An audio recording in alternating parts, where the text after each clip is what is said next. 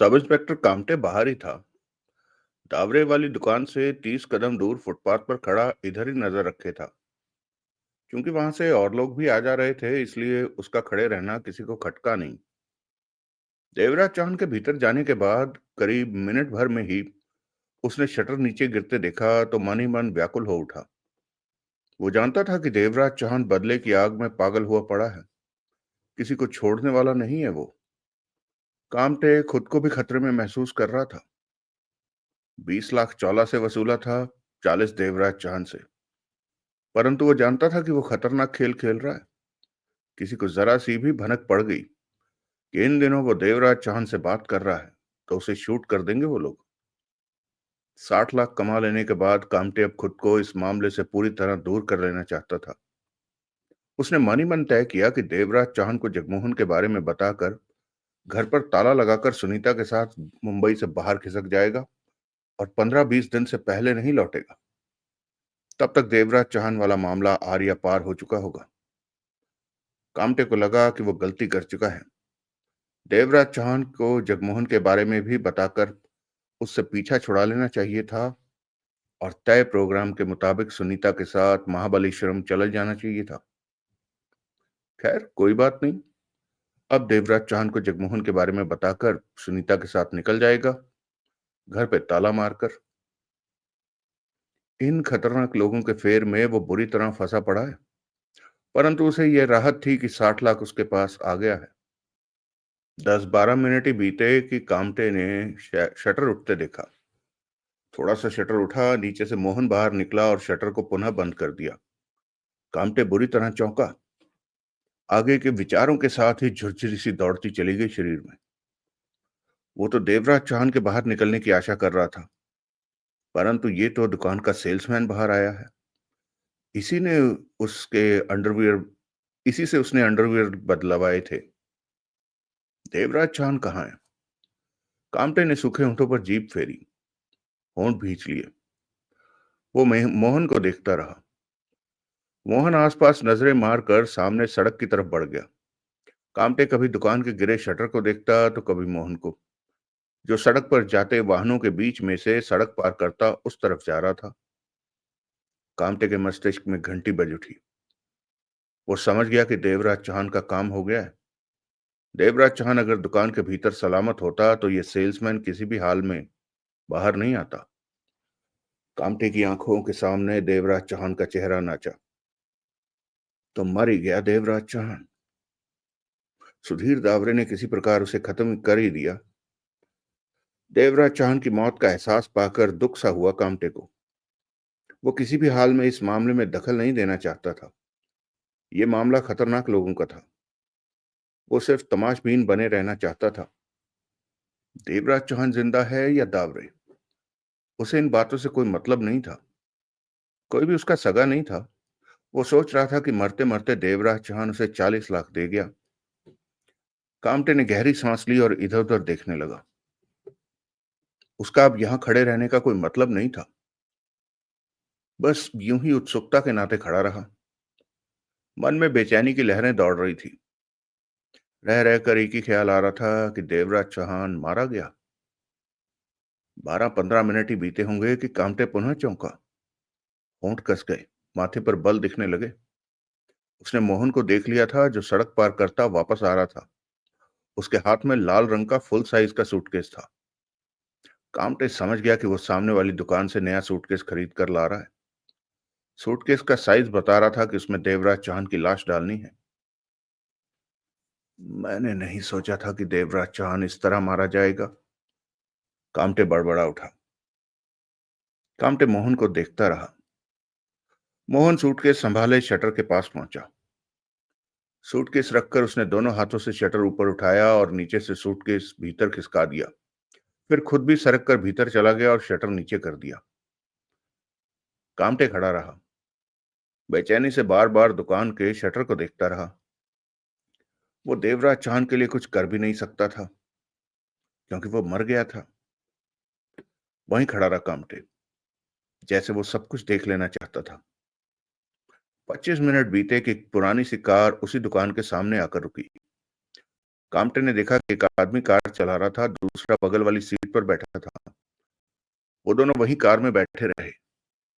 10 minute के बाद कामटे ने देखा कि कार में बैठा व्यक्ति फोन पर बात करने लगा है। तभी वो कार से निकलकर दुकान की तरफ बढ़ गया। तभी दुकान के भीतर से मोहन ने दुकान का शटर पूरा उठा दिया। वो आदमी दुकान में प्रवेश कर गया।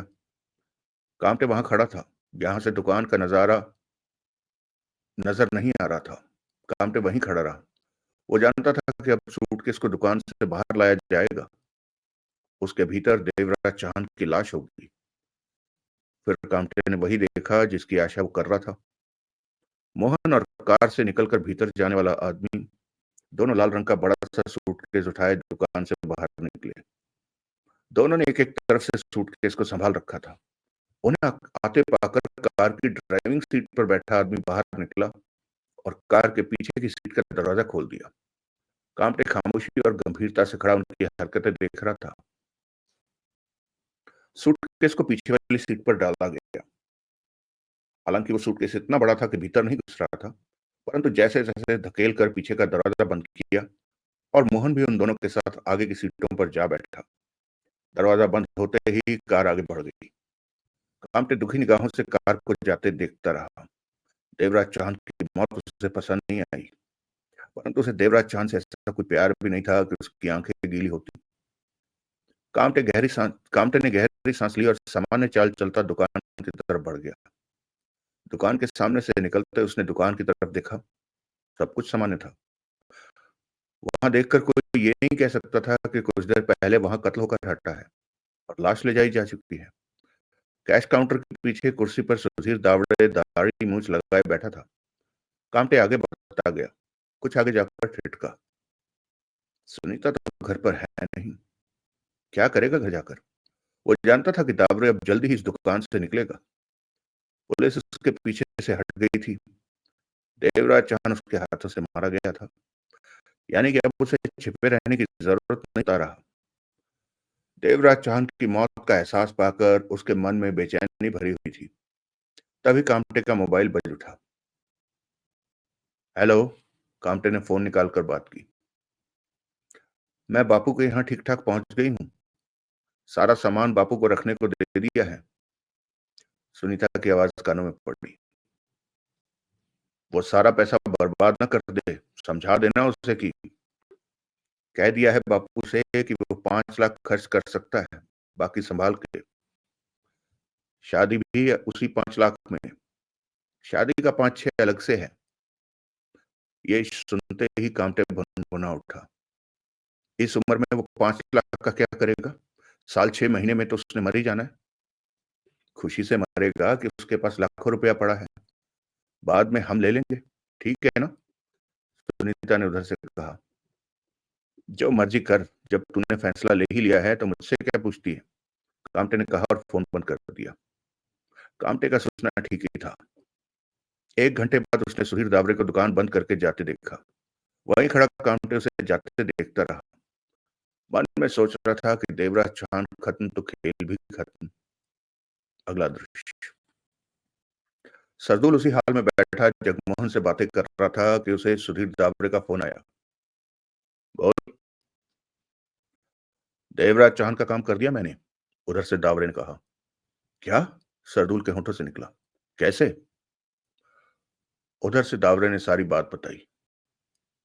बेवकूफ, सूटकेस में बंद करने से पहले उसका गला घोंट देते ताकि वो पूरी तरह उसे मरा ही समझो। मोहन उस सूटकेस को पानी में फेंक कर आया है।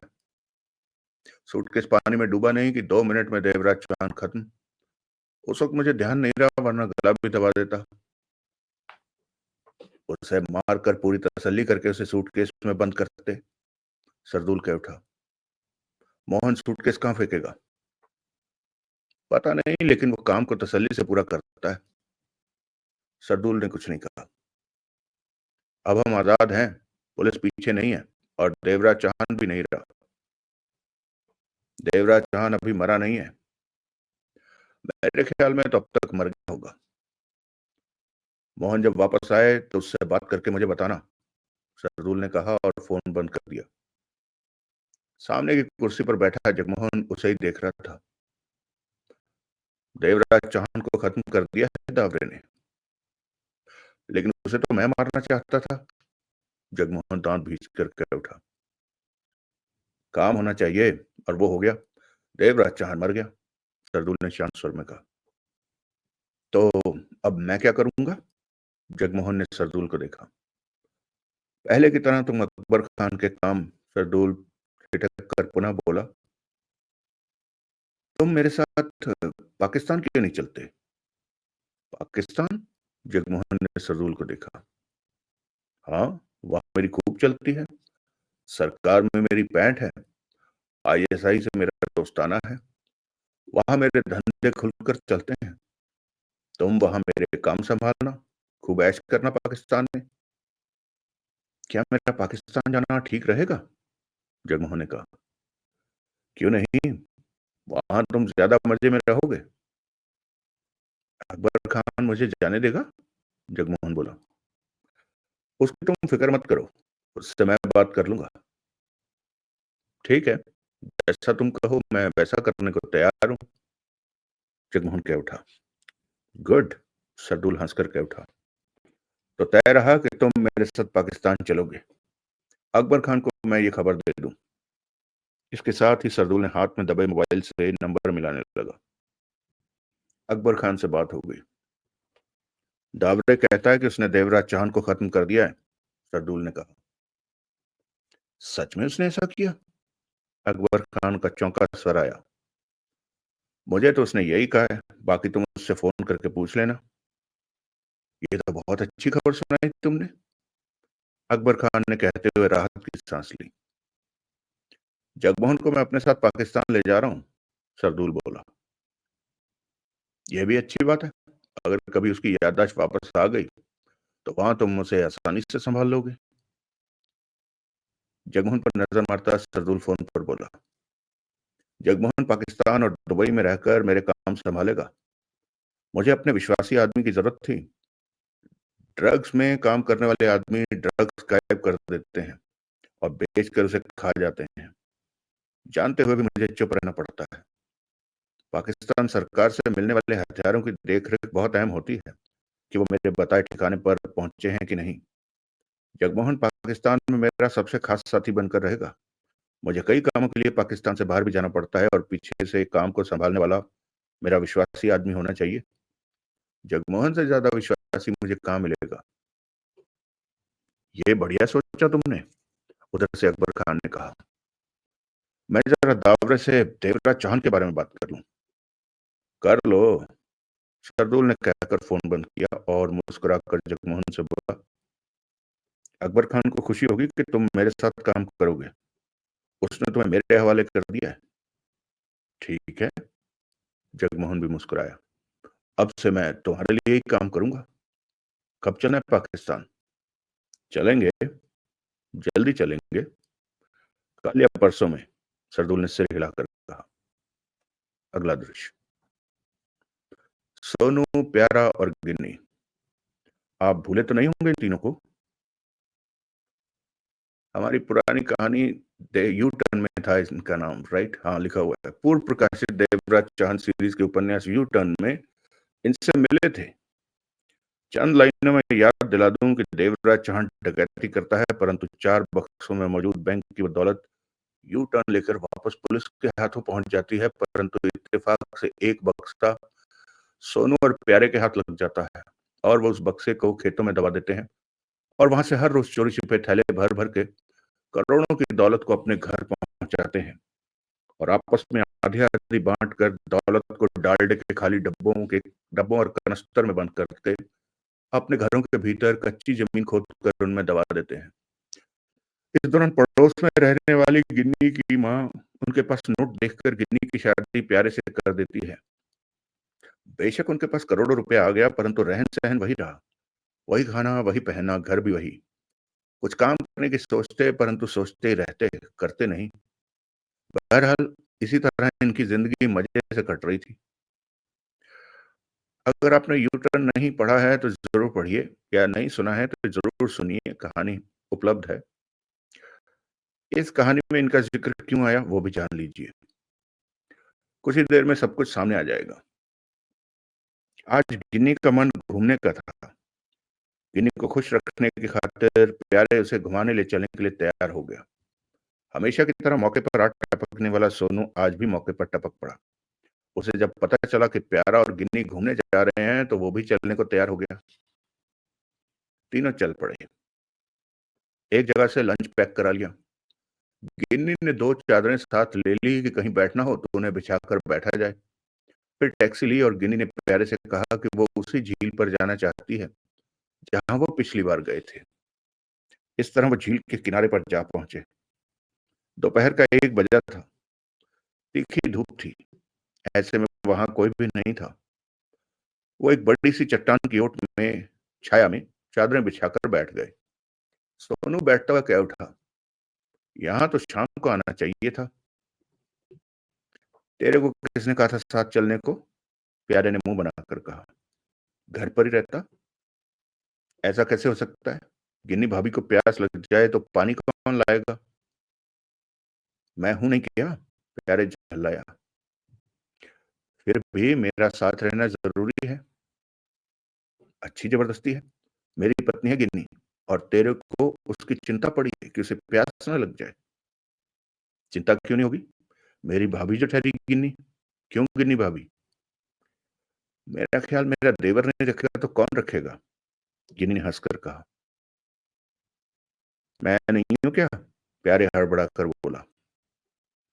तुम तो हो ही, साथ में एक काम करने वाला भी होना चाहिए। सुन लिया गिन्नी भाभी ने क्या कहा? सोनू हाथ में चक्कर बोला। प्यारा गहरी सांस लेकर रह गया। तभी गिन्नी चादर पर लेटी और सिर प्यारे की टांग पर रख दिया। सीधी बैठ। प्यारे अपनी टांग हटाता कह उठा। इस तरह मुझे परेशानी होगी। गिन्नी सीधी होकर बैठ गई। तभी सोनू अपनी टांगे आगे फैलाता कह उठा। लो भाभी, तुम यहां से रख लो। तू पागल तो नहीं हो गया? प्यारा जल्ला उठा। तेरा बचपन का दोस्त हूं, क्या तेरे को कभी पागल लगा मैं? सोनू ने भोलेपन से कहा। लेकिन अब तू होता जा रहा है। मेरी मान तो शादी कर ले। शादी? सोनू ने गहरी सांस ली। कोई मिलती ही नहीं। तूने कहा किसी से कि तूने शादी करनी है? पाली चाचा से कहा था। वो पाली चाचा, वो खुद शादी कर नहीं सका। अपनी तो करा नहीं सका, तेरी क्या कराएगा? प्यारे ने अपने माथे पर हाथ मारा। तेरे को क्या वही मिला था? किसी और से कहता। क्यों गिनी? मैं मां से कह दूंगी, वो इसके लिए लड़की ढूंढ लेगी। लड़की गोरी हो और पतली हो, कह देना अपनी मां से। सोनी कह उठा। कह दूंगी, तुम खुद ही मां से बात कर लेना। चाची से तो मुझे बहुत डर लगता है, बहुत तेज है। सोनू बोला। तू ही बात कर लेना गिन्नी। हाँ हाँ कर लूंगी। फिर गिन्नी प्यारे से बोली। मुझे भूख लग रही है। चल खाना खा लेते हैं भाभी। सोनू ने फौरन खाने वाला लिफाफा उठाकर बीच में रखा। जब तक तू खाना नहीं खा लेती मुझे चैन नहीं मिलेगा। प्यारे ने खा जाने वाली नजरों से सोनू को देखा। तेरे को जितना खाना है खा ले। सोनू खाना बाहर निकालता कह उठा। जो बचेगा वो मैं खा लूंगा। तू खा लेगा? प्यारा भड़का। मैं बैठा तुझे नजर नहीं आ रहा? ऊंची क्यों बोलता है? आराम से बोल। सोनू ने कहा। बचा खाना हम दोनों ही खाएंगे। तू हमारे साथ मत आया कर। प्यारे ने चिल्लाकर कहा। क्यों? हमें 2 बातें भी करनी होती हैं आपस में। तो कर लो। मैं सुसु करने चला जाता हूँ। सोनू ने सादे स्वर में कहा। प्यारे ने झल्ला कर गिन्नी को देखा तो गिन्नी कह उठी। प्यारे तो इतना परेशान क्यों होता है? सोनू के साथ होने में बुराई क्या है? प्यारे ने गहरी सांस ली और मुंह फुलाकर बैठ गया। गिन्नी खाना खाने लगी। सोनू उसके खाने के दौरान उसका ध्यान रखता रहा। प्यारा मन ही मन उसे गालियां देता रहा। फिर नजरें झील की तरफ लगा दी। धूप में तप रहा था झील का पानी, परंतु आसपास पेड़ों की छाया अच्छी लग रही थी। मन में यही सोच रहा था कि यहाँ पर तो शाम को आना चाहिए। पिछली बार तो वो शाम को ही आए थे। गिनी के बाद सोनू और प्यारे ने खाना खाया। फिर वो बातों के। प्यारे, मैं सोचता हूँ कि कोई काम कर लूं। जो लड़की देगा वो ये तो देखेगा कि लड़का क्या काम करता है। चाची ने गिन्नी की शादी मेरे से की थी। मैं क्या तब कोई काम करता था? ये सब बेकार की बातें हैं। जब शादी होनी होती है तो यूं ही हो जाती है। तेरे को भी कोई लड़की मिल जाएगी तो काम ना करूं? क्या जरूरत है? प्यारे ने लापरवाही से कहा। वैसे तेरी मर्जी है, करना हो तो कर ले। क्यों गिन्नी भाभी, तू क्या कहती है? जो लड़की देगा वो ये तो देखेगा कि लड़का काम क्या करता है। कह देना तू हमारी फैक्ट्री में काम करता है। गिन्नी बोली। तुम्हारी फैक्ट्री? सोनू हड़बड़ाया। वो कहाँ है? जब लड़की वाले हमसे पूछेंगे तो हम उन्हें बातों में लगाकर बेवकूफ बना देंगे। तू फिक्र मत कर। सोनू ने समझने वाले ढंग से सिर हिला दिया। इसी तरह वो बातें करते रहे। वक्त बीतता रहा और शाम के 4:30 पौने 5 बज गए। तभी छपाक किसी के पानी में गिरने की आवाज आई। ये कौन झील में नहाने आ गया? सोनू ने गर्दन घुमाई। लेटे लेटे झील की तरफ देखा। प्यारे ने भी यूं ही उधर देखा, जबकि गिन्नी उसी तरह आंखें बंद किए लेटी रही। सोनू और प्यारे की निगाह झील की तरफ गई तो वो चौंके। उन्होंने लाल रंग के सूटकेस को पानी में डूबते देखा। स्पष्ट था कि सूटकेस झील में फेंका गया था। इस तरफ छोटी सी पहाड़ी थी। उन्होंने पहाड़ी के ऊपर की तरफ देखा, वहां दो लोग नीचे झांकते दिखे। सूटकेस पानी में डूब गया था। पहाड़ी से नीचे झांकने वालों में से एक मोहन था। सोनू और प्यारे ने उन्हें पहाड़ी से जाते देखा। फिर उनकी नजरें आपस में मिली। प्यारे, सोनू कह उठा, कुछ तो गड़बड़ है ही। वो तो दिख ही रहा है। प्यारे कह उठा। मुझे लगता है सूटकेस में नोट भरे पड़े हैं या फिर कीमती चीज, तभी झील में छिपाने के लिए फेंका उसे। या फिर हीरा या सोना होगा। हाँ, ये हो सकता है। प्यारे ने गिन्नी की तरफ देखा। गिन्नी की शायद आंख लग गई थी। वो झपकी में थी। निकाले सूटकेस को? सोनू बोला। क्या करना है? प्यारे ने लापरवाही से कहा। हमारे पास पहले से ही बहुत है। बैठे बैठे खाते रहेंगे तो वो खत्म हो जाएगा। हमें और पैसों की जरूरत होगी। रखेंगे कहाँ? प्यारे ने अपनी समस्या बताई। घर के कच्चे कमरे की मिट्टी खोद कर इन हीरो और सोने को भी उन पैसों की तरह दबा देंगे। प्यारा सोचने लगा। सोचता क्या है, कल को हमारे बच्चे होंगे, उनका भी खर्चा होगा। पैसे की तो कदम कदम पर जरूरत पड़ती है। तेरी तो अभी शादी भी नहीं हुई। तू क्यों बच्चों की चिंता करता? शादी हो जाएगी, फिर बच्चे होने में क्या देर लगती है। हो गए तो बड़े हो जाएंगे। हर जगह पैसे की जरूरत पड़ेगी। सबको एक एक अलग से घर लेकर देंगे। चल, वो सूटकेस लेकर आते हैं। प्यारे ने गिन्नी पर निगाह मारी। गिन्नी नींद में थी। भाभी सो रही है, तो उठ।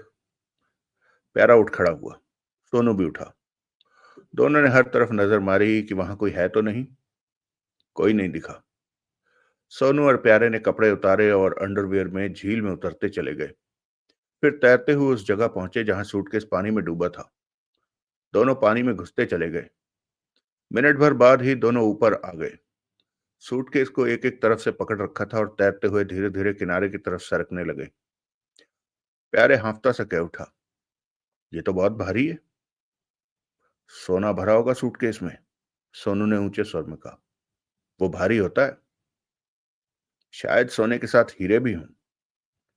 हो सकता है। किसी तरह दोनों उस लाल सूटकेस को लेकर झील के किनारे पर पहुंचे। सूटकेस को पानी के किनारे रखकर दोनों गहरी गहरी सांस लेने लगे। ये तो सच में बहुत भारी है। प्यारे बोला। वक्त बर्बाद मत कर। सोनू कह उठा। इससे पहले कि कोई आए इसे खोलकर देख लेते हैं। प्यारे ने गिन्नी को देखा। गिन्नी अभी तक नींद में थी। दोनों सूटकेस खोलने लगे। सूटकेस की जिप खोली गई, फिर कवर हटा दिया गया। अगले ही पल दोनों के दिल धक से तेजी से बजने लगे। भीतर हाथ पांव बंधे देवराज चौहान उकड़ू सा ठुसा पड़ा था। लाश। सोनू कह उठा। हम फंस जाएंगे। प्यारा घबरा कर बोला। पुलिस को खबर करनी चाहिए। पागल है, हमें पुलिस के चक्कर में नहीं पड़ना है। चल यहां से चलते हैं। कहते कहते प्यारा ठिठका। सूटकेस में ठुसे देवराज चाहन के चेहरे पर अब नजर पड़ी थी। एकाएक वो कह उठा, सोनू, हाँ, ये तो सरदार है। सरदार? सोनू के चेहरे पर उलझन के भाव उभरे। वही सरदार जिसे हमने तब देखा था जब हम वहां गुंबद वाले पेड़ के झुरमुट में नोटों वाली वैन को ले भागे थे। वो सरदार? सोनू आगे बढ़ा। हाँ, वही। मार दिया बेचारे को किसी ने। सोनू ने पास पहुंचकर देवराज चौहान के चेहरे को देखा। ओह, ये तो सच में वही है। सोनू के होठों से निकला। देख तो, इसकी सांसें चल रही हैं। जिंदा है? लगता तो ऐसा ही है। चल इसे बाहर निकाल। लेकिन निकाल तो। इसकी वजह से ही आज हमारे पास दौलत है। हम इसे यूं मरने के लिए नहीं छोड़ सकते। हाथ लगा। सूटकेस से बाहर निकालें इसको। उसके बाद सोनू और प्यारे ने देवराज चौहान को सूटकेस से बाहर निकालकर पास की जमीन पर लिटा दिया। हाथ पांव बंधे हुए थे। वो हाथ पांव को बंधन खोलने लगे। नाड़े से हाथ पांव बांध रखे हैं, प्यारा बोला। कल मेरे पजामे का नाड़ा टूट गया था। नाड़े को मैं साथ ले चलूंगा। घर जाकर पजामे में डाल लूंगा। देवराज चौहान के हाथ पांव खोल दिए गए। प्यारे ने नाड़ा इकट्ठा करके पकड़ लिया। दोनों की नजरें मिली। इसके सर पर जख्म है। किसी ने खूब पिटाई की है इसकी। सोनू देवराज चौहान को देखता कह उठा। इसे अब होश आ जाएगा, प्यारा बोला। हमें देखकर कहीं ये हमें पहचान ना ले कि उस रात हम ही इसका पैसा लेकर भागे थे। ऐसा हुआ तो ये सारा पैसा हमसे वापस ले लेगा। बात तो ठीक है तेरी। सोनू ने सिर हिलाया। हमने इसे पानी से निकाल दिया है, यही बहुत है। इससे पहले कि इसे होश आए, हम निकल चलते हैं। तेरी बात जची प्यारे। यहां से निकल चलना ही ठीक है। उसके बाद सोनू और प्यारे ने कपड़े डाले। प्यारे ने नाड़ा पैंट की जेब में ठूस लिया। फिर गिन्नी को उठाया। सोने देना, गिन्नी कह उठी। उठ, घर चलना है, प्यारा बोला। चाची परेशान हो रही होगी कि मैं गिन्नी को कहाँ ले गया। गिन्नी उठी। कुछ देर की नींद लेकर उठने से उसका चेहरा और भी खूबसूरत हो गया था। तभी कुछ दूर पड़े सूटकेस पर और पास में लेटे देवराज चाहन पर उसकी निगाह पड़ी तो कह उठी, ये कौन है? हमें क्या पता ये कौन है। क्यों सोनू? प्यारा कह उठा। हाँ हाँ, हमें क्या पता। कुछ देर पहले ही ये आया था, सूटकेस रखा और पास में लेट गया। सोनू बोला। ये धूप में क्यों लेटा है? इसे गर्मी नहीं लग रही? गिन्नी उठते हुए बोली। हमें क्या, गर्मी लगे या ना लगे। क्यों सोनू? हाँ हाँ, हमें क्या। हमें तो अपने बारे में सोचना है। अब घर जाकर चाची से कहना कि मेरे लिए कोई लड़की ढूंढे। मैं भी उसे लेकर झील पर आया करूंगा। वो मेरी टांग पर सिर रखकर लेटा करेगी। कहते हुए सोनू बार बार बेहोश पड़े देवराज चौहान को देख रहा था कि कहीं उसे होश ना आ जाए। चलो अब जल्दी करो, बहुत पिकनिक मना ली। क्यों प्यारे? हाँ, जल्दी घर पहुंचना है। चाची परेशान हो रही होगी। सोनू और प्यारे ने चादरें झाड़ कर तय की और गिन्नी के साथ चल पड़े। वो जल्दी से जल्दी देवराज चौहान से, इस जगह से दूर हो जाना चाहते थे। अगला दृश्य। सुनीता 8 बजे घर लौटी। कामटे घर पर ही था। रात का खाना छोटी ने बनाकर साथ में बांध दिया था। कामटे सोफे पर पसरा पड़ा था। उसने रोशनी भी नहीं कर रखी थी। ये क्या अंधेरा कर रखा है? सुनीता घर की लाइटें ऑन करती कह उठी। खाने का सामान उसने टेबल पर रख दिया। जब भी खाना हो बता देना। वो कामटे के सामने जा बैठी। कामटे खामोशी से सुनीता को देख रहा था। क्या बात है जी? सब ठीक तो है? हाँ, अब सब ठीक हो गया। अब सब? अब सब क्या? ये सारा मामला खत्म हो गया। कामटे गहरी सांस लेकर सीधा बैठता कह उठा। तो क्या देवराज चौहान ने सबको मार दिया? देवराज चौहान मर गया। सुधीर दावरे ने उसे मार दिया। सुनीता चौंकी। देखती रह गई वो कामटे को। तो तेरे को कैसे पता कि मर गया? कामटे ने सारी बात बताई, जो उसने देखी और महसूस की। सुनीता ने गंभीरता से सुना। तेरे को दुख है देवराज चौहान के मारे जाने का? सुनीता ने उसके हाथ पर अपना हाथ रखा। नहीं, मुझे दुख क्यों होगा? मेरा उससे कोई रिश्ता नहीं था। कांपटे शांत भाव में मुस्कुराया। यही मैं तुम्हें कहने वाली थी। मर गया तो मर गया, हमें क्या? हमें तो 40 लाख दे गया। कांपटे ने सिर हिलाया। हमारे पास 60 लाख हैं। 5 बापू को दे दिया। 5 में छोटी की शादी कर देंगे। 50 तो हमारे पास ही रहेगा। बहुत है हमारे लिए। तुम इसी प्रकार नौकरी करते रहो। पैसे को कहीं लगा देना, ब्याज पर चढ़ा देना, या जो भी तुम चाहो। मैं भी यही चाहता था कि ये मामला खत्म हो जाए, परंतु इस तरह से नहीं चाहता था। तो देवराज चौहान के मारे जाने का दुख है मुझे। मैं इस मामले में उसकी मौत नहीं चाहता था। छोड़ो भी। सुनीता उसका गाल थपथपाकर मुस्कुराई। उसकी मौत को दिल पर क्यों लेते हो? जो हुआ ठीक हुआ। 2 पैग लगाकर खाना खा लो। तब तक मैं नहा लूं। हमें अपनी जिंदगी खुश बनानी है। मैं बहुत खुश हूं आज। मेरा सपना था कि हमारे पास खूब पैसा हो और वो मिल गया। चलो उठो, पैग लगाओ और सब भूल जाओ। कामटे मुस्कुरा पड़ा। सुनीता टेबल से पैक खाना उठाकर किचन की तरफ चली गई। कामटे उठा और बाथरूम में जाकर हाथ मुंह धोया। फिर पैक तैयार किया और सोफे पर आ बैठा। सुनीता ने टेप पर ऊंची आवाज करके गाना लगा लिया था। घर का माहौल सामान्य हो चुका था। 9:30 बजे खाना खा लिया कामटे और सुनीता ने। वो फुर्सत में आए ही थे कि कॉल बेल बजी। मैं देखता हूँ, कामटे ने कहा और आगे बढ़कर दरवाजा खोला। सामने देवराज चौहान खड़ा था। कामटे हक्का बक्का रह गया उसे देखकर। तुम कामटे के होंठों से निकला। देवराज चौहान ने कामटे को पीछे किया और भीतर प्रवेश कर आया। देवराज चौहान को जिंदा देखकर सुनीता बुरी तरह चौंकी। कामटे दरवाजा बंद करके पलटा। तुम जिंदा हो? मैं तो सोच रहा था कि दावरे ने तुम्हें मार दिया है। कामटे अजीब से स्वर में कह उठा। जब तुम दावरे के पास गए थे तो उत्सुकता के नाते मैं तुम्हारे पीछे गया था। दुकान का शटर बंद होते देखा। उसके बाद दावरे की दुकान के सेल्समैन को नया सूटकेस लाते देखा। कुछ देर बाद वही भारी सा सूटकेस बाहर ले जाते देखा। तो मैंने सोचा कि वो तुम्हारी लाश भरकर सूटकेस में ले जा रहे हैं। लेकिन तुमने जो देखा और समझा वो सही था। देवराज चौहान ने गंभीर स्वर में कहा। ऐसा ही हुआ था। मेरे से चूक हो गई और मुझे उन्होंने मुझ पर काबू पा लिया। उन्होंने मुझे जिंदा बेहोश सूटकेस में पैक किया और झील में फेंक दिया। और फिर मुझे नहीं पता कि मुझे किसने बचाया। जब होश में आया तो मैं झील के किनारे पड़ा था। पास ही लाल रंग का सूटकेस पड़ा था, जिसे देखकर मैं समझ गया कि मेरे साथ क्या हुआ होगा। सूटकेस गीला था। मेरे कपड़े होश आने तक गीले ही थे। स्पष्ट था कि मुझे किसी ने निकाला झील से।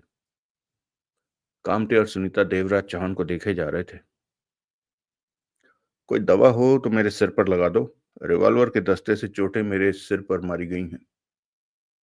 कामटे ने सुनीता को इशारा किया। वो दूसरे कमरे से दवा ले आई। देवराज चांद कुर्सी पर बैठा तो कामटे रुई से उसके सिर में दवा लगाने लगा।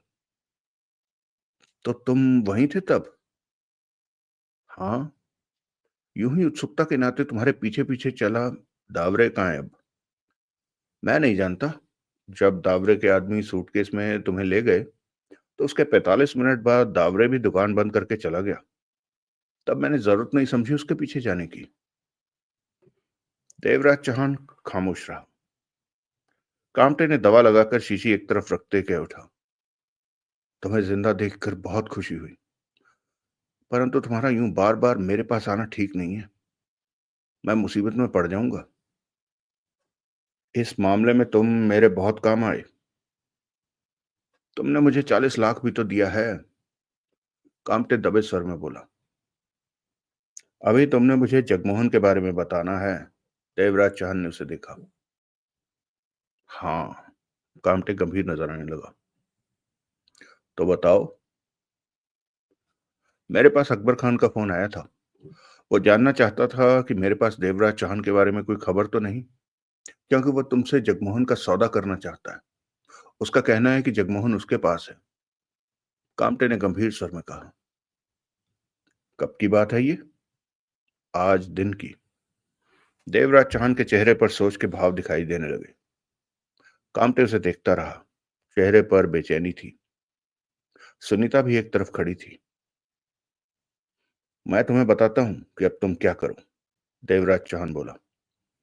तुम्हारे पास अकबर खान का नंबर तो होगा। शायद उसने जिस मोबाइल से मेरे से बात की थी उसका नंबर मेरे फोन में आ गया है। तुम उसे फोन पर कहो कि तुम्हारे पास देवराज चौहान के ठिकाने की जानकारी है। जानकारी देने के बदले सौदा करो, और जो भी रकम तय हो उसे कहो कि वो तुमसे अकेले में मिले, और इस बारे में किसी से बात ना करे कि तुम उसे देवराज चौहान के बारे में बता रहे हो। वो अकेला मुझसे मिलने नहीं आएगा, कामटे ने सिर हिलाया। वो आएगा। मेरे बारे में वो हर कीमत पर जानकारी पाना चाहेगा। लेकिन मैं ये काम नहीं करूंगा, कामटे ने देवराज चौहान को घूरा। क्यों? अकबर खान अगर मुझसे मिलने आया भी तो अपने दो चार लोगों को बताकर निकलेगा कि वो सब इंस्पेक्टर कामटे से मिलने और देवराज चौहान के बारे में जानकारी लेने जा रहा है, कामटे ने गंभीर स्वर में कहा। और जब अकबर खान मिलेगा तो तुम उसे मारना चाहोगे? हाँ, वो मेरा शिकार है। तो मुझे भी साथ क्यों शिकार बना रहे हो? कैसे? अकबर खान की मौत के बारे में सुनकर उसके आदमी समझ जाएंगे कि मैं तुमसे मिला हूं। वो मुझे मार देंगे। देवराज चौहान कामटे को देखने लगा। कामटे परेशान सा बैठा उसे देखता रहा। सुनीता सारे हालात समझ रही थी। ठीक है, एकाएक देवराज चौहान ने कहा। तुम अकबर खान को फोन करो, कहो कि तुम्हारे पास देवराज चौहान का नंबर है। नंबर उसे बेचने के लिए सौदा करो। जो भी रकम तय हो वो लो, और उसे मेरा नंबर दे दो। तुम्हें तो कोई फायदा नहीं हुआ ऐसा करने में।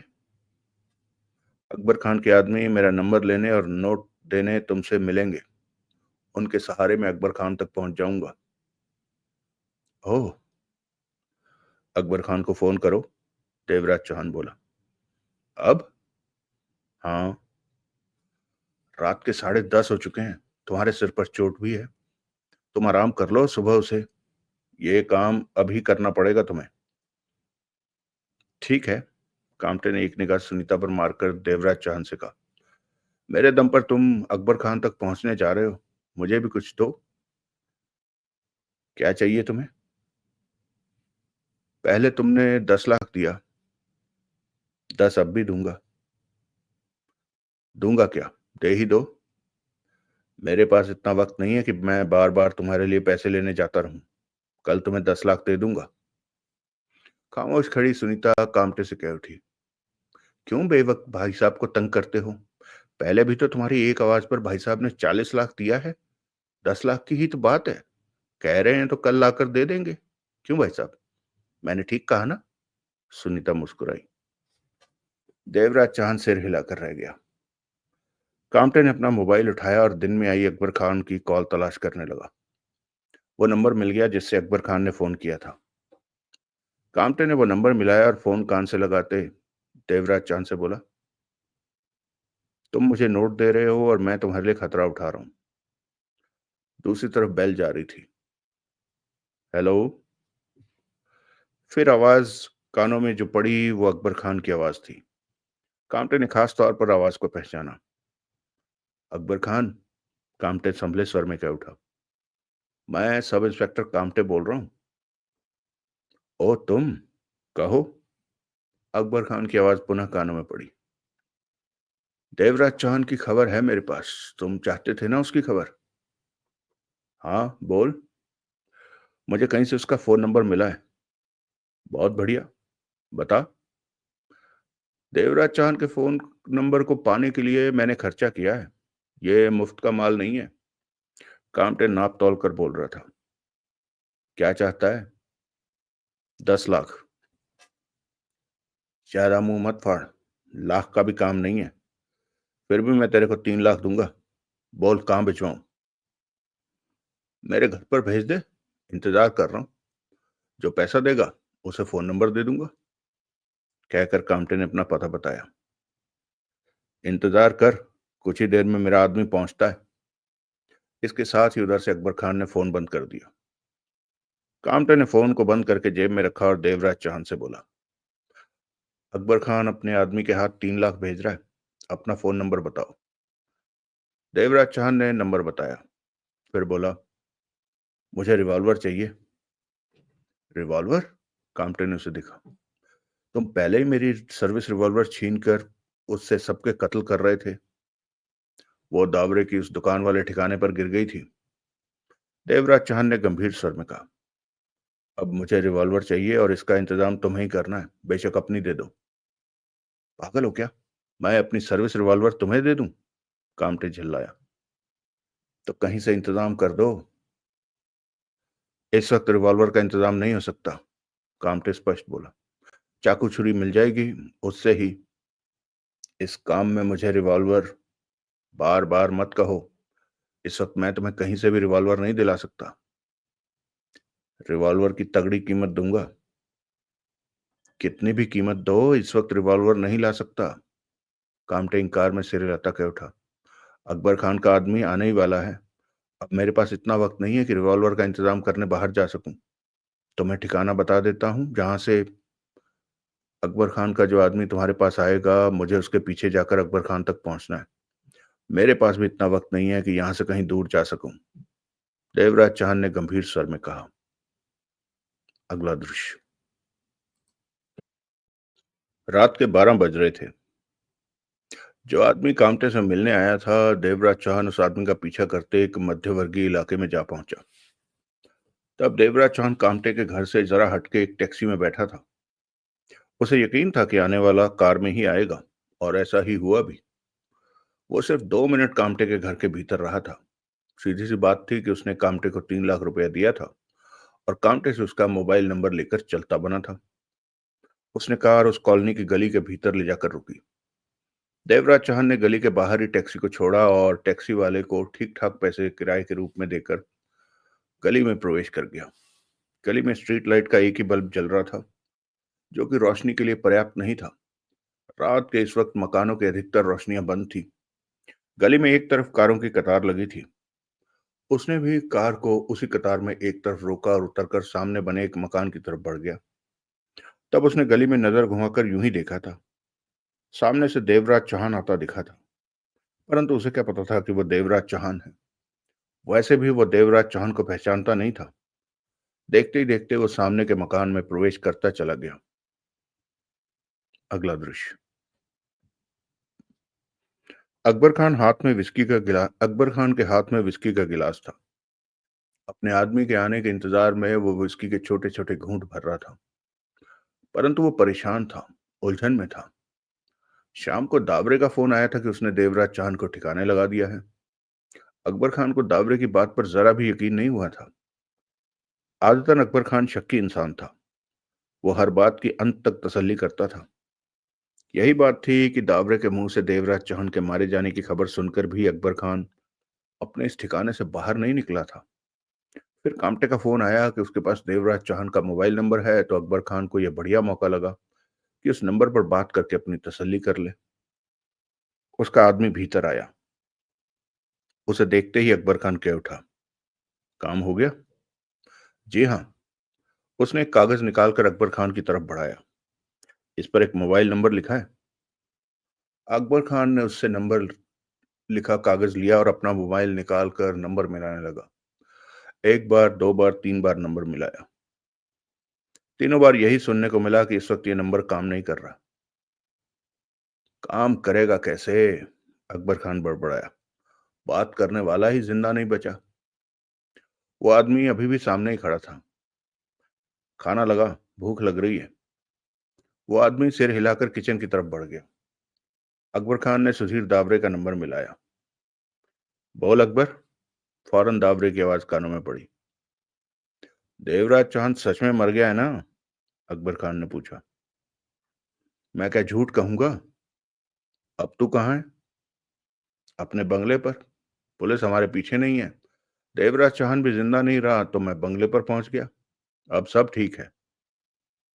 बंद करता हूं, कल बात करेंगे, अकबर खान ने कहा और फोन बंद करके टेबल पर रखा। घूंट भरा।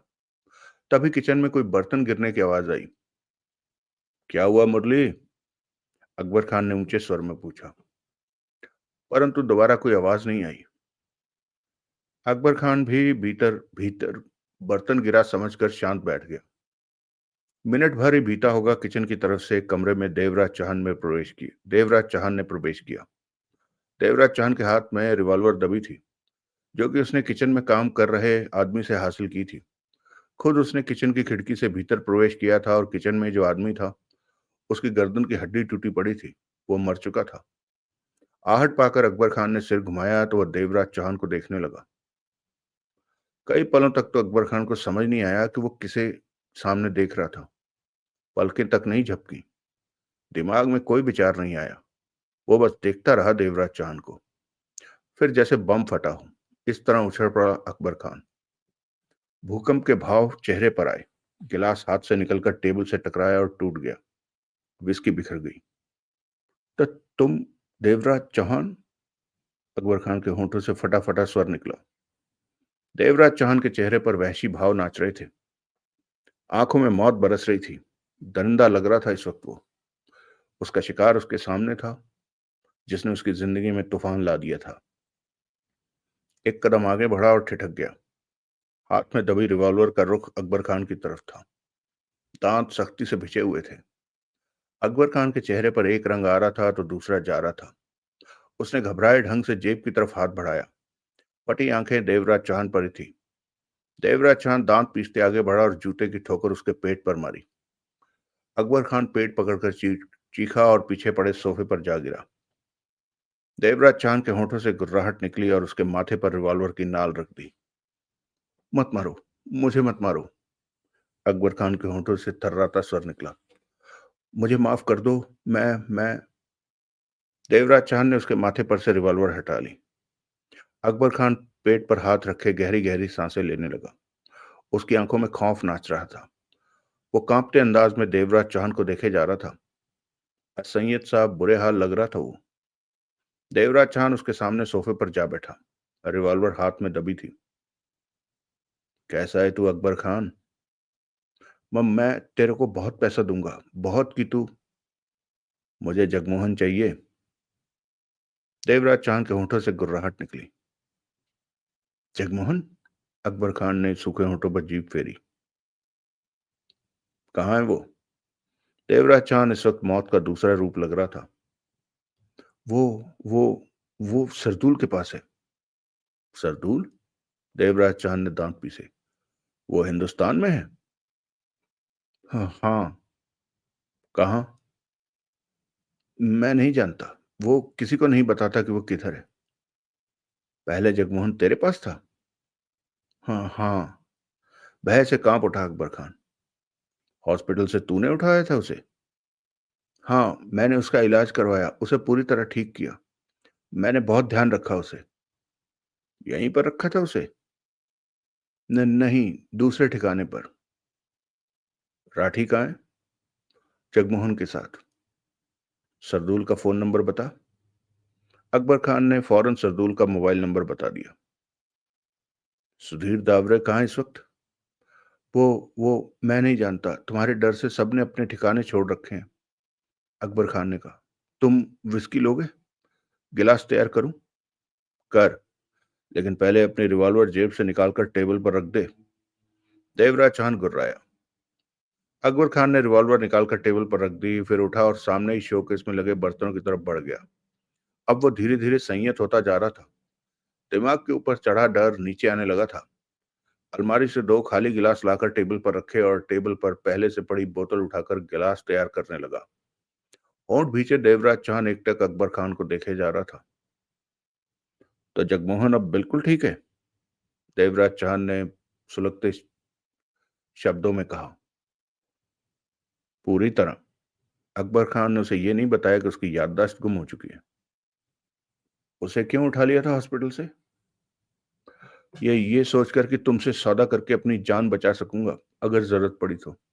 वैसे तब मैंने कुछ खास नहीं सोचा था। यूं ही उसे उठाने अपने आदमी भेज दिए थे। दरअसल मैं बहुत परेशान था उस वक्त। बातों के दौरान अकबर खान की निगाह बार बार किचन की तरफ उठ रही थी। बार बार वो टेबल पर पड़ी रिवॉल्वर को देख रहा था।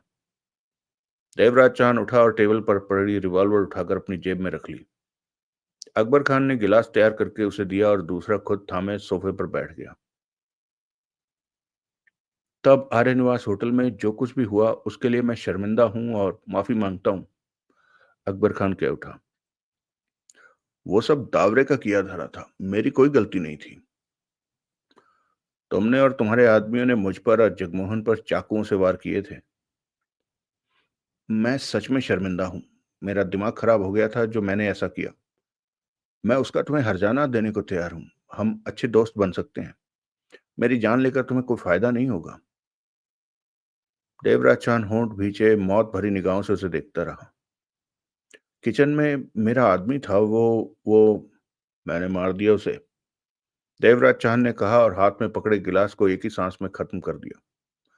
देवराज चांद का जवाब सुनकर उसके शरीर में सिहरन दौड़ती चली गई।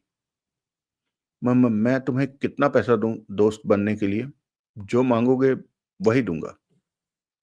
दावरे का फोन नंबर बता, देवराज चांद ने गिलास टेबल पर रखते हुए कहा। अकबर खान ने सुधीर दावरे का नंबर बताया। देवराज चांद ने रिवॉल्वर वाला हाथ अकबर खान की तरफ सीधा किया। अकबर खान का चेहरा मौत के भय से फक पड़ गया। मुझे मत मारना, मैं तुम्हें बहुत सारा पैसा दूंगा, अकबर खान चीखने के स्वर में कह उठा। मेरे पास अगर वक्त होता और ये जगह मुनासिब होती तो मैं तेरे को तड़पा तड़पा कर कुत्ते से भी बुरी मौत मारता। लेकिन फिर भी मुझे खुशी है कि मैंने अपना एक और दुश्मन खत्म कर दिया। मरने से पहले तूने जो गिलास मुझे पिलाया उसका मैं शुक्रिया अदा करता हूँ, ये गोली चलाकर। देवराज चौहान ने वहशी स्वर में कहा और एक के बाद एक 2 बार ट्रिगर दबाया। फायरों की तेज आवाज गूंजी। दोनों गोलियां उसकी छाती पर ठीक दिल वाली जगह पर लगी थी। अगला दृश्य। अगले दिन सरदूल और जगमोहन एक फ्लैट पर मौजूद थे। दिन के 11 बज रहे थे। सरदूल मोबाइल पर किसी से बात कर रहा था और जगमोहन सोफे पर बैठा रिवॉल्वर खोले उसे साफ कर रहा था। फ्लैट सजावट से भरा शानदार था। दोनों नाश्ता कर चुके थे। वहां एक बूढ़ी औरत थी, वही उनका सारा काम कर रही थी। सरदूल का ठिकाना था ये। कभी कभी छिप कर रहने के लिए वो यहां भी आ जाता था। सरदूल ने फोन बंद किया और जगमोहन से मुस्कुराकर बोला, आज रात हम पाकिस्तान के लिए निकल जाएंगे। जगमोहन ने रिवॉल्वर साफ करते उसे देखा और कहा, वहां मेरे करने को काम तो होगा। बहुत। सरदूल हंस पड़ा। वहां काम ही काम है।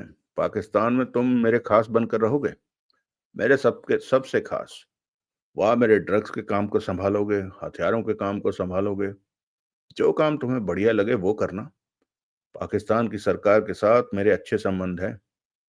आईएसआई मेरे दोस्तों की तरह है। वहां तुम बादशाह बनकर रहोगे। हिंदुस्तान जैसी लाइफ नहीं है वहां कि तुम कानून से डर कर रहो। पाकिस्तान का कानून हम जैसे लोग ही हैं। इसी के दम पर पाकिस्तान है। वहां सब कुछ तुम्हें अच्छा लगेगा।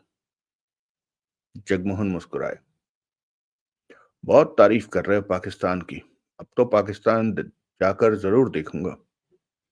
पहले कभी पाकिस्तान नहीं गए? याद नहीं। जगमोहन ने गहरी सांस ली। पहले का मुझे कुछ भी याद नहीं।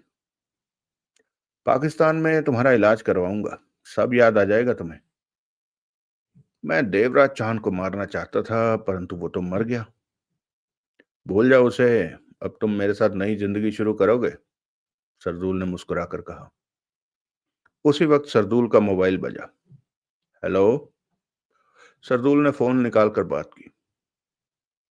गजब हो गया सरदूल। सुधीर दावरे की तेज आवाज कानों में पड़ी। रात अकबर खान मार गया क्या? सरदूल चौंका। 2 गोलियां उसके दिल पर मारी गईं। वो वहां सुबह उसका आदमी पहुंचा तो पता चला। अब खबर मेरे पास पहुंची। अकबर खान का साथी भी वहां मरा पड़ा पाया गया। उसकी गर्दन की हड्डी तोड़ दी गई। सरदूल के दांत भिज गए। दावरे की भी आवाज नहीं आई। जगमोहन रिवॉल्वर साफ करने में लगा हुआ था। किसने मारा उन दोनों को? सरदूल के होंठों से निकला। मैं तो खुद समझ मुझे तो खुद समझ में नहीं आ रहा कि ये काम किसने किया। देवराज चौहान ने किया ये काम? नहीं, उसे तो कल मैंने मार दिया। तुमने उसे बेहोश करके सूटकेस में पैक करके फेंका था। वो बच गया। ये नहीं हो सकता। मेरे आदमी उसे पानी में फेंक कर आए थे। उसके हाथ पांव बंधे थे। वो सूटकेस में बंद था। दावरे की आवाज कानों में पड़ी। सरदूल के दांत भिजे रहे। कोई और ही लफड़ा होगा। देवराज चौहान तो पानी में गिरते ही 5 मिनट में मर गया होगा। जो भी हो रहा है गलत हो रहा है। मेरे खास लोगों में अब सिर्फ तुम ही बचे हो। ये तो नुकसान वाली बात हो गई। सरदूल होंठ पीछे कह रहा था। तुम वो अपने आदमी भेजो। पानी में से सूटकेस निकाल कर देखो कि देवराज चांद मरा है या नहीं। ठीक है, मैं अभी ऐसा ही करता हूँ। सरदूल ने फोन बंद करके जेब में रखा। चेहरे पर उखड़े भाव थे। जगमोहन सरदूल को ही देख रहा था। वो बोला, देवराज चौहान की क्या बात कर रहे हो तुम? दाबरे का फोन आया था कि रात अकबर खान को किसी ने मार दिया। जगमोहन के होंठों से गुर्राहट निकली। चेहरा दहक रहा था। अकबर खान को मार दिया? वो मर गया? जगमोहन ने दांत पीसे। मुझे लगता है कि ये काम देवराज चौहान का ही होगा। उसने ढूंढ लिया होगा अकबर खान का ठिकाना। परंतु दावरे कहता है कि कल उसने देवराज चौहान को मार दिया था। कहीं ना कहीं तो गड़बड़ ही है। मैं चाहता हूं देवराज चौहान जिंदा हो ताकि मैं उसे कुत्ते की मौत मार सकूं। जगमोहन गुर्रा उठा। ये पता करने के लिए दावरे वहां अपने आदमी भेज रहा है जहां कल देवराज चौहान को फेंका था। अगर वो जिंदा है तो तुम उसे बुरी मौत मारना जगमोहन। हाँ, बहुत बुरी मौत मारूंगा मैं। पागल सा नजर आने लगा था जगमोहन। अगला दृश्य। 2 घंटे बाद सुधीर दावरे का फोन सरदूल को आया। गजब हो गया सरदूल। मैंने अपने आदमी वहां भेजे जहां उन्होंने सूटकेस बंद करके फेंका था। वो झील है। परंतु वो सूटकेस नहीं मिला झील में। उन्होंने सारी झील छान ली। दावरे का हांफता स्वर कानों में पड़ा। वहां मौजूद 2-4 छोटे छोटे आवारा लड़कों से बात करने पर पता चला कि एक लाल रंग का सूटकेस कल शाम झील के किनारे पड़ा देखा था। वो खाली था। उसे कोई आदमी उठाकर ले गया। अब तो तुम्हें विश्वास हो गया कि देवराज चौहान जिंदा है? सरदूल ने कठोर स्वर में कहा। लेकिन लेकिन वो सूटकेस से कैसे निकला होगा? उसके हाथ पांव बंधे थे। वो नहीं निकल सकता। लेकिन वो निकल गया। ये नहीं हो सकता। दावरे की आवाज में बहुत परेशानी थी। तुम खुद ही सोचो कि हाथ पांव बांध कर उकड़ू सा उसे सूटकेस में ठूसा हुआ था। सूटकेस की बाहरी जिप बंद थी और फिर वो सूटकेस पानी के बाहर मिलता है। अगर देवराज चौहान को होश आ गया तो वो पानी में ही किसी तरह सूटकेस से बाहर नहीं वो सूटकेस से बाहर नहीं निकल सकता। उसके हाथ पांव बंधे थे। सूटकेस की जिप बंद थी। वो हिल भी नहीं सकता होगा। तो उसने अपने हाथ पांव कैसे खोल लिए? ये नहीं हो सकता सरदूल। उन बच्चों ने बताया कि सूटकेस कहीं से फटा हुआ नहीं था। जबकि देवराज चांद बाहर निकलता तो सूटकेस को फोड़ के ही बाहर निकलता। फिर तो एक ही बात हो सकती है। क्या? किसी ने सूटकेस को पानी में गिरते देखा होगा। सरदूल का कठोर स्वर था। तुम्हारे आदमी सूटकेस पानी में फेंक कर फौरन चले गए होंगे। देखने वाले ने जाने क्या सोचकर सूटकेस पानी से बाहर निकाला होगा। इसी कारण देवराज चांद जिंदा बच गया। दावरे की आवाज नहीं आई। तुम्हारे आदमियों को सूटकेस फेंकने के बाद कुछ देर वहां रुकना चाहिए था। ओह, शायद ऐसा ही हुआ हो। तुम्हें बहुत सतर्क रहने की जरूरत है दावरे। क्या मतलब? देवराज चौहान बहुत तेजी से काम कर रहा है। शाम को वो झील से बच निकला और रात तक उसने अकबर खान को ढूंढकर उसकी हत्या भी कर दी। मुझे लगता है कि इस काम में उसका कोई साथ दे रहा है। वो तुम तक भी पहुंच सकता है। दावरे की आवाज नहीं आई। देवराज चौहान पागल हुआ पड़ा है। वो सच में खतरनाक इंसान है। मैंने नहीं सोचा था कि वो इतना खतरनाक होगा। वो हम सबको मार देना चाहता है। हमारे पास ऐसा कोई रास्ता नहीं है कि उससे बात करके उसके बढ़ते कदमों को रोक सकें। जगमोहन हमारे पास है। ये बात उसे रोकने के लिए काफी है सरदूल। तुम ठीक कहते हो। सरदूल ने सामने बैठे जगमोहन पर नजर मारी। पर यह तभी हो सकता है कि उससे हमारी बात हो। अब क्या किया जाए? सोचने दो मुझे, कहकर सरदूल ने फोन बंद कर दिया। क्या हुआ? जगमोहन ने पूछा। तुम्हारे लिए खुशखबरी है। सरदूल मुस्कुराया। देवराज चांद जिंदा है। तुम उसे मार सकते हो। दांत पीसता जगमोहन खड़ा हो गया। कहाँ है वो? मैं उसे अभी हमें उसे उसका ठिकाना नहीं पता। मेरे आदमी उसकी तलाश में हैं। कभी भी उसका पता चल। अब मैं पाकिस्तान नहीं जाऊंगा। जगमोहन गुर्रा उठा। पहले मैं देवराज चौहान को खत्म करूंगा। ऐसा ही होगा। हम देवराज चौहान को खत्म करके ही पाकिस्तान जाएंगे। हम नहीं। जगमोहन ने गुर्रा कर कहा। देवराज चौहान को सिर्फ मैं ही मारूंगा। हाँ, तुम ही मारोगे। सरदूल ने सिर हिलाया। वो तुम्हारा ही शिकार है। सरदूल का फोन बजा। हेलो। सरदूल ने बात की। सरदूल। देवराज चौहान का सख्त स्वर कानों में पड़ा। सरदूल के चेहरे पर चौंकने के भाव आ गए। तुम? देवराज चौहान? हाँ, किसी की आवाज पहचानना तुम खूब जानते हो। देवराज चौहान की आवाज सरदूल के कानों में पड़ी। जगमोहन सरदूल को आंखें सिकोड़ कर देखने लगा। सरदूल के चेहरे पर खतरनाक मुस्कान नाच उठी। मैं तो तुमसे बात करने को तड़प रहा था। मेरा फोन नंबर कहां से मिला तुम्हें? अकबर खान से। रात तुमने उसे भी मार दिया? सब मरोगे। कानों में पड़ने वाले देवराज चौहान के स्वर में वहशी भाव थे। अब तुम्हारी बारी है। सरदूल ने तीखे स्वर में कहा। तुम्हारी मौत का सामान इकट्ठा हो चुका है। जगमोहन कहाँ है? जगमोहन? सरदूल ने हंसकर जगमोहन पर नजर मारी। वो इस वक्त मेरे सामने मौजूद है। कैसा है वो? बढ़िया। उसे मेरे हवाले कर दो। देवराज चौहान का कठोर स्वर कानों में पड़ा। तुम्हारे हवाले कर दूं जगमोहन को? सरदूल ने ये शब्द जगमोहन को सुनाए। क्यों करूं तुम्हारे हवाले? मैं तुम लोगों का पीछा छोड़ दूंगा। अभी तुम और दावरे बचे हुए। सरदूल को डराने की कोशिश मत कर। सरदूल कड़वे स्वर में बोला। भूल मत, तुम मेरे से बात कर रहा है। मुझे जगमोहन वापस चाहिए। तुम्हारी ये बात नहीं मानी जा सकती। तो तुम ये जंग जारी रखना चाहते हो? उधर से देवराज चौहान गुर्रा उठा। तुमने क्या सोचा कि तुम्हारी बात सुनकर मैं डर जाऊंगा और जगमोहन को तुम्हारे हवाले कर दूंगा? जगमोहन दांत भींचे सरदूल को देख रहा था। अगर जगमोहन को मेरे हवाले नहीं किया तो मैं तुम्हें बहुत बुरी मौत दूंगा। मैं अब तुम्हारी बारी है मरने की। सरदूल गुर्राया। मेरे आदमी तुम्हारी तलाश में लगे हुए हैं। मैं तुम्हें शाम को फोन करूंगा। सोच लो। जवाब देने में जल्दबाजी मत करना। इसके साथ ही देवराज चौहान ने फोन बंद कर दिया। सरदूल ने होंठ सिकोड़े फोन बंद किया तो जगमोहन कह उठा। देवराज चौहान था? हाँ। तुम्हें मांग रहा था। क्यों? कहता है तुम्हें कुत्ते की मौत मारेगा। तुमसे तो उसकी जाने क्या दुश्मनी है। सरदूल ने कड़वे स्वर में कहा। वो जानता है कि एक तुम ही हो जो उसे हरा सकते हो, इसलिए तुम्हें खत्म कर देना चाहता है। कहता है कि जगमोहन को मेरे हवाले कर दो तो मैं तुम लोगों का पीछा छोड़ दूंगा। बेवकूफ है। वो नहीं जानता कि सरदूल किसी से नहीं डरता। जगमोहन के चेहरे पर खतरनाक मुस्कान नाच उठी। तुम मुझे उसके हवाले क्यों नहीं कर देते? क्या मतलब? सरदूल ने उसे देखा। वो मुझे खत्म करना चाहता है और मैं उसे खत्म करना चाहता हूं।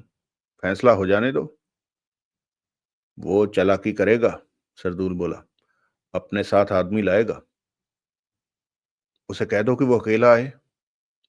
वो हाँ तो कर देगा परंतु अकेला नहीं आएगा। मिलने की जो जगह रखो वहां तुम भी अपने आदमी फैला दो। वो चालाकी करेगा तो बुरी मौत मरेगा। सरदूल सोच भरी नजरों से उसे देखने लगा। मैं आसानी से देवराज चौहान को खत्म कर दूंगा। हमें अच्छा मौका मिल रहा है उसे खत्म करने का। जगमोहन के जगमोहन ने शब्दों को चबाते हुए कहा। यह मौका हमें हाथ से जाने नहीं देना चाहिए। वो तुम पर भारी भी पड़ सकता है जगमोहन। सरदूल ने अपनापन दिखाते हुए कहा। चिंता मत करो। मैं उसे खत्म कर दूंगा। जगमोहन ने विश्वास भरे स्वर में कहा। मेरे ख्याल में यह ठीक नहीं होगा। मुझ पर भरोसा रखो। मैं देवराज चौहान को खत्म कर दूंगा। उसके बाद ही हम पाकिस्तान जाएंगे। जगमोहन के स्वर में दृढ़ता के भाव झलक रहे थे। मैं देवराज चौहान का किस्सा ही समाप्त कर देना चाहता हूँ। सरदूल खामोश रहा। तुम्हारे पास देवराज चौहान का फोन नंबर है? नहीं। ओह, तो अब तुम उससे बात नहीं कर सकते। जगमोहन कह उठा। उसने कहा था कि वो शाम को फोन करेगा। ये अच्छी बात है। शाम को जब देवराज चौहान का फोन आए तो तुम उसे कह देना कि तुम जगमोहन को उसके हवाले करने को तैयार हो। कोई भी जगह तय कर लेना और उसे अकेला आने को कहना। जगमोहन ने कड़वे स्वर में कहा। सरदूल होंठ सिकोड़े जगमोहन को देखने लगा। क्या देख रहे हो? जगमोहन बोला। सोच रहा हूं कि इस बार तुम सच में देवराज चौहान को खत्म कर दोगे। मुस्कुरा पड़ा सरदूल। हाँ, मैं उसका किस्सा ही खत्म कर देना चाहता हूँ। उसने रात अकबर खान को मार दिया। मैं छोटा सा था तो अकबर खान ने मुझे अपने साथ रखकर पाल पोस कर बड़ा किया। उसकी मौत से मुझे बहुत दुख हुआ है। जब तक देवराज चौहान जिंदा रहेगा मुझे चैन नहीं मिलेगा। उस कुत्ते को खत्म कर देना चाहता हूँ। सरदूल का फोन बजा। हेलो। सरदूल ने तुरंत बात की। सरदूल, दाबरे का तेज स्वर कानों में पड़ा। अभी मुझे देवराज चौहान का फोन आया था। अच्छा। वो वो मेरे से सौदा करना चाहता था। कह रहा था कि मैं उसे जगमोहन के बारे में बता देता हूँ कि वो कहाँ है तो बदले में वो मेरी जान बख्श देगा। मैंने हरामी को दो चार गालियां देकर फोन बंद कर दिया। मुझे भी फोन आया था। वो जगमोहन की मांग रख रहा था। सरदूल सोच भरे स्वर में बोला। फिर मैंने उसे समझाया कि वो बहुत बहुत जल्दी वो खुद मरने वाला है। परंतु सोचता हूँ तावरे कि जगमोहन को देवराज चौहान के हवाले कर ही दूं। आखिरी शब्दों में सरदूल मुस्कुराया और जगमोहन पर निगाह मारी। जगमोहन के चेहरे पर दरिंदगी नाच उठी। ये तुम क्या कह रहे हो? उधर से सुधीर दावरे अचकचा कर बोला। जगमोहन बेसब्र होता जा रहा है देवराज चौहान को मारने को। ये जगमोहन का ही प्लान है कि। ओह, समझा। ये तो अच्छा आइडिया है। जगमोहन को देवराज चौहान से बढ़ा देते हैं। जो भी मरे, हमें क्या। हमारा तो दुश्मनी खत्म हो रहा है। आज तो जगमोहन की याददाश्त गई हुई है। कल को वापस आ गई तो ये हरामी हम पर ही गोलियां चला देगा। तभी मैंने यही फैसला किया कि जगमोहन की बात मान लेता हूँ। सरदूल बोला। बहुत बढ़िया फैसला किया। दोनों को आपस में लड़ा दो। तुम्हारे पास देवराज चौहान का फोन नंबर है? नहीं। शाम को उसका फोन आएगा तभी बात बढ़ेगी। दोनों में बातचीत खत्म हो गई। सरदूल ने फोन को जेब में रखते हुए कहा। तुम देवराज चौहान को खत्म करना चाहते हो? उसके सामने जाते ही रिवॉल्वर निकालकर उसे शूट कर देना जगमोहन। शाम को देवराज चौहान का फोन आएगा तो इस बारे में प्रोग्राम आगे बढ़ाएंगे। जगमोहन के चेहरे पर दरिंदगी नाच उठी। दांत किटकिटा उठा था वो।